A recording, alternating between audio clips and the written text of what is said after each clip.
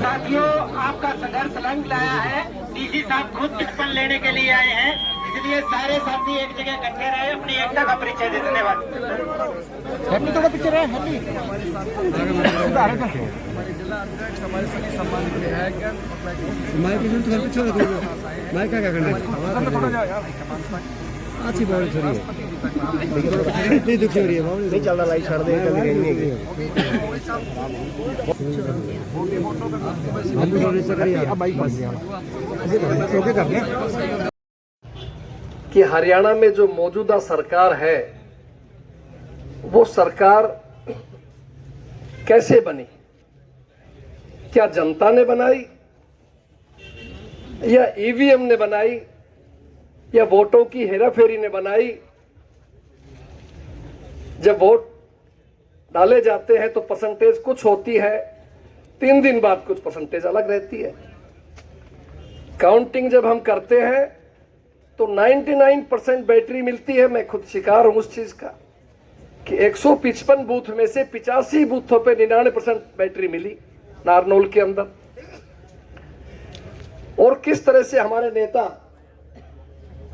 और केवल कांग्रेस के नहीं है, विपक्ष के नेता तो है ही है, लेकिन अगर देश की कोई व्यक्ति आवाज उठाता है और आज के इस तानाशाह और निरंकुश मैं कहूंगा प्रधानमंत्री के खिलाफ, तो वो व्यक्ति केवल और केवल एक व्यक्ति है, श्री राहुल गांधी जी, जो बहादुरी के साथ, मजबूती के साथ लोकसभा के अंदर डट के मुकाबला करते हैं। और बहन जी भी उनके साथ देती है, साथ खड़े रहते हैं। हमेशा वो कहते हैं कि गलत नहीं होने देंगे। और साथियों, राहुल जी ने जो ये लड़ाई जो लड़ रहे हैं, ये सत्ता की लड़ाई नहीं है। चुनाव तो 4 साल दूर पड़े हैं। ये लड़ाई है संविधान की लड़ाई है साथी। सही मायने के अंदर लोकतंत्र को बचाने की लड़ाई लड़ रहे हैं। और किस तरह उन्होंने साबित कर दिया कि 25 लाख वोटों की हेराफेरी की, हर 8वां वोटर फर्जी था, डुप्लीकेट था। और आपने फोटो भी देखी होंगी पत्रकार साथियों ने, ये हिंदुस्तान की नहीं है साहब, ब्राजील की कोई मॉडल है। अब आप देखिए, उसकी फोटो खींची हुई है हमारी वोटर लिस्ट के अंदर। तो ये चीजें राहुल जी बता रहे हैं। और पत्रकार साथी कहते हैं, साहब बीजेपी वाले भाई कहते हैं ये तो हुआ ही नहीं, कांग्रेस वाले वैसे शोर कर रहे हैं। तो आप देखिए, अगर नहीं हुआ तो कौन इस बात को उठाएगा। और देश के नेता का फर्ज है राहुल जी का कि वो जनता से सीधी बात करें। हम उनके पार्टी के सिपाही हैं, कार्यकर्ता हैं, और हमारी ड्यूटी लगी है कि आप हरियाणा के एक एक कोने में जाकर के, हर जिले में जाकर के अपने सारे साथियों को, पूरी की पूरी कांग्रेस पार्टी आपके सामने बैठी है। आज बहन शैलजा जी हमारे साथ है, उनके नेतृत्व में हम कर रहे हैं। हमारी आदरणीय है, मार्गदर्शक है। कल भाई रणदीप जी कैथल मेरे साथ थे, कहीं आगे अंबाला में हुडा साहब हमारे साथ थे। और आगे भी जहां जहां जिसको समय मिलेगा, आप समय दे करके कांग्रेस के इस पैगाम को, राहुल जी के इस संदेश को, हम जिला हेडक्वार्टर्स पे जा रहे हैं और बाद में विधानसभा स्तर तक जाकर के हमारी मंशा है कि बूथ लेवल तक भी, हर गांव लेवल पर ये लोगों को जानकारी होनी चाहिए कि जो चाहते थे आप कांग्रेस की सरकार बनाना, वो इस भारतीय जनता पार्टी ने वोटों की चोरी करके अवैध सरकार बनाई, असंवैधानिक सरकार बनाई, जिससे आम जनता में रोष है। और न केवल हरियाणा में अपितु पूरे देश के अंदर इस बात की चर्चा है कि इससे कोई घटिया बात नहीं हो सकती। साथियों, आप याद करो कि आपके हमारे बुजुर्गों ने जो लड़ाई लड़ी और जो देश को आजाद कराया शहादत कर देके, क्या वो इसीलिए कराया था? और जो बाबा भीमराव अंबेडकर साहब ने जो ये संविधान जो बनाया था, वो इसीलिए बनाया था कि हर व्यक्ति को वोट देने का अधिकार हो, चाहे वो गरीब है, अमीर है, किसान है, मजदूर है, महिला है, पुरुष है, हर व्यक्ति को अधिकार मिलना चाहिए। लेकिन जब ये अधिकार ही छीन लिया गया तो आप जानते हो लोकतंत्र खतरे के अंदर है, लोकतंत्र खत्म हो चुका है, ये मान के चला जाए। इसलिए हमारे नेता राहुल जी ने आवाज उठाई है और आपको जानकारी देना चाहता हूं कि आने वाली 14 दिसंबर रविवार को दिल्ली के रामलीला मैदान के अंदर कांग्रेस पार्टी की तरफ से वोट चोर गद्दी छोड़ महारैली का आयोजन किया जा रहा है। उसके लिए मैं आप सबको और एक हमारी कांग्रेस के सम्मानित नेता आपको निमंत्रण देने के लिए भी आए हैं, न्योता देने के लिए भी आए हैं कि ये आवाज केवल सिरसा के इस प्रांगण में नहीं, दिल्ली भी जाके आपको हमें लड़नी है। और आप बहादुर लोग हैं, मुझे भरोसा है कि यहाँ का एक एक कार्यकर्ता दिल्ली पहुंच करके राहुल जी के उस संदेश को अपने सामने सुनेगा, ताकि इस सरकार को हम हिला सके, सरकार को एहसास करा सके कि वास्तविकता के अंदर आज देश खतरे में है, लोगों की आवाज खतरे के अंदर है।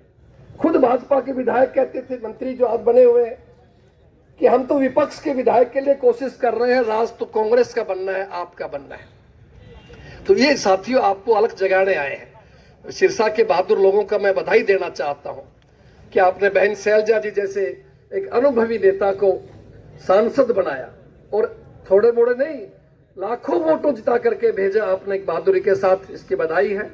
हमारे विधायकों को, नौजवान विधायक आपके सामने बैठे हैं, 3-3 विधायक आपने चुन के भेजे हैं, और अगर 1-2 नहीं आए वो भी आप समझ लेना साजिश थी। बहुत सी जगह बीजेपी और दूसरी पार्टियां मिल गई थी, किसी भी तरह कांग्रेस का नुकसान किया जाए। इस बात का विशेष हमें ध्यान रखना है। आप लोग बहादुर हैं, आने वाले समय में भी लोकसभा भी और विधानसभा की सभी सीटें भी अपने को जीतनी है, कांग्रेस को मजबूत बनाना है, राहुल जी को मजबूत बनाना है। और ये जो अभियान जो शुरू किया हुआ है हमारी पार्टी ने, इस अभियान को पूरी तरह से आपको समर्थन देना है। साथ में अभी बिहार के चुनाव है, पत्रकार साथी सवाल पूछेंगे, पूछते भी हमेशा। मैं जरूर एक बात कहना चाहता हूं साथियों से कि साथियों, SIR के नाम के ऊपर भारतीय जनता पार्टी ने धर्म के नाम पे, जाति के नाम के ऊपर 65 लाख वोटों को काट दिया गया। कांग्रेस ने सवाल किया, राहुल जी ने सवाल किया, लेकिन अब तक उसकी जानकारी नहीं दे पाई है कौन कौन से वोट काटे गए। 21 लाख नए वोट जोड़ दिए अपनी पसंद के लोगों के, कोई जानकारी नहीं है। इसी तरह से जो दूसरे प्रदेशों के लोग हैं, यूपी के लोगों ने जाकर के वोट डालते हैं महाराष्ट्र में, बिहार के अंदर दिल्ली के वोट नेता जाकर के डालते हैं बीजेपी के, उसके बारे में चुनाव आयोग खामोश है। तीसरा मैं कहना चाहता हूं साथियों, अगर महिलाओं की, माताओं बहनों की सबसे ज्यादा कोई सम्मान करता है तो कांग्रेस पार्टी करती है। आप जानते हैं हमारी नेता खुद सोनिया गांधी जी हैं, जो बहन जी के बहुत नजदीक है, आप खुद पता है।